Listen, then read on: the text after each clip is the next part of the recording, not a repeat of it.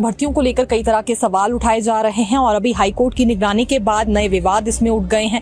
कई तरह के नए सवाल भी अब उठने लगे हैं। पहले बात सिर्फ शोषण को लेकर हो रही थी, लेकिन अब आउटसोर्स भर्ती किस प्रक्रिया के तहत हो रही है, किन कंपनियों के तहत हो रही है और इसके अलावा क्या प्रोसीजर उसमें तय किया गया है, इस पर सवाल उठने लगे हैं।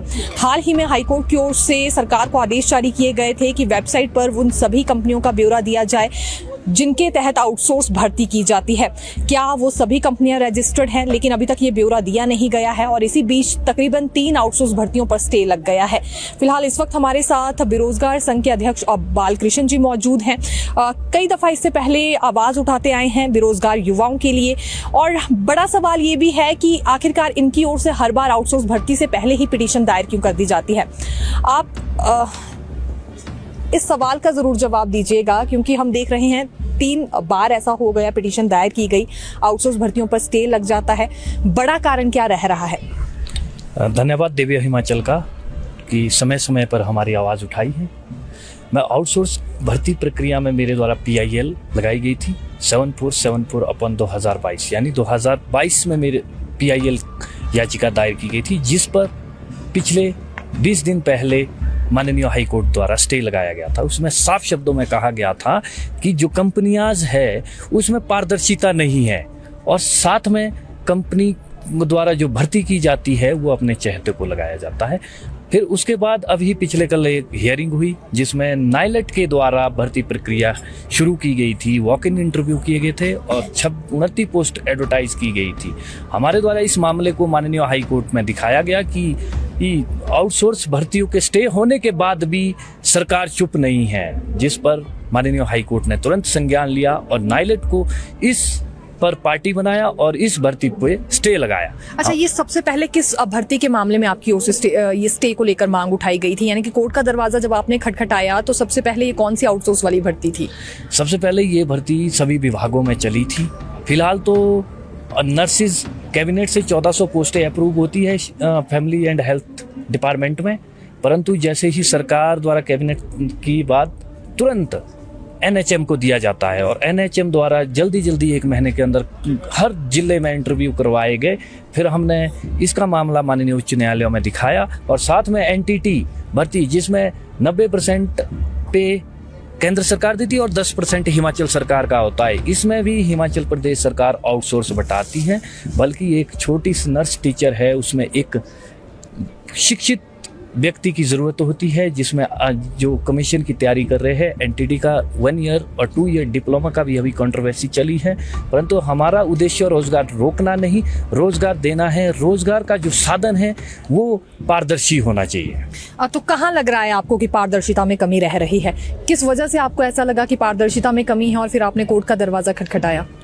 अभी तक जितनी भी आउटसोर्स भर्ती हुई है उसमें किसी भी प्रकार के R&P रूल्स नहीं होते और किसी भी प्रकार का एग्ज़ाम नहीं करवाया जाता। यानी कहने का मतलब ये है कि जब अगर क्लर्क के R&P रूल बने हैं, आपके पास सैंक्शन पोस्टें हैं, राज्य चयन आयोग खोला गया है, पब्लिक सर्विस कमीशन खोला गया है, इधर से भर्तियाँ ना करवाने से आउटसोर्स करवाई जा रही है ताकि उन व्यक्तियों को लगाया जाए जो राजनीति में इन्वॉल्व है और जो मंत्रियों के चहेते हैं।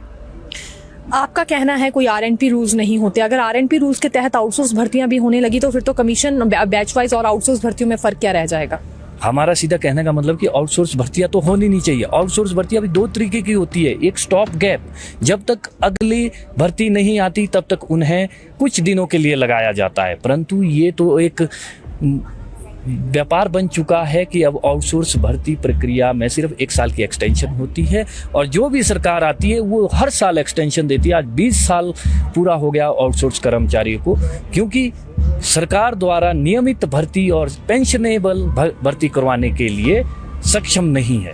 अभी देखिए 3 आउटसोर्स भर्तियों पर स्टे लग चुका है, लेकिन इससे पहले जो आउटसोर्स भर्तियां हुई हैं उनका क्या करेंगे? क्योंकि उसमें भी तो प्रोसीजर यही रहा था, किसी कंपनी के तहत ही भर्ती होते थे और बहुत सारी भर्तियों में इलेक्ट्रॉनिक डेवलपमेंट कॉर्पोरेशन को ही मैन पावर उपलब्ध करवाने के लिए कहा जाता था। पिछली भर्तियों के लिए कोई रिएक्शन नहीं है। जो अभी आने वाले समय में भर्तियां होंगी महज उसी के लिए आपने कोर्ट का दरवाजा खटखटाया। हमारा अभी फिलहाल तो वर्तमान में क्या चला है उसको रोकने की कोशिश है, क्योंकि आने वाले युवा को हम अच्छी और सुदृढ़ भर्ती प्रक्रिया में देखना चाहते हैं। और जो ऑलरेडी लगे हैं विभागों में, उनके प्रति भी हम जल्द ही याचिका दायर करेंगे और सरकार से कहेंगे कि एक्सटेंशनें देना बंद करे और नई भर्तियां कमीशन के माध्यम से, राज्य चयन आयोग के माध्यम से की जाए। क्योंकि जो स्ट्रेंथ, अगर आपके पास 600 पोस्टें अप्रूव्ड है, वहाँ पे 200 आउटसोर्स बैठाए जाते हैं। सरकार का जो उद्देश्य है वो है पेंशनेबल नौकरी देना, पक्की नौकरी देना। आउटसोर्स एक पक्की नौकरी नहीं है, ना ही पेंशनेबल नौकरी है। और साथ में कहना चाहूँगा कि जो आउटसोर्स भर्ती में प्रक्रिया में जो लगे हैं कर्मचारी, आरटीआई के माध्यम से मुझे एक्साइज डिपार्टमेंट की मिली, जिसमें 2 अकाउंटेंट लगे हैं और एक ही पद पे उनकी सैलरी एक की 22,000 है, एक की 30,000 है। यानी सैलरी में भी अंतर है एक ही पद पर।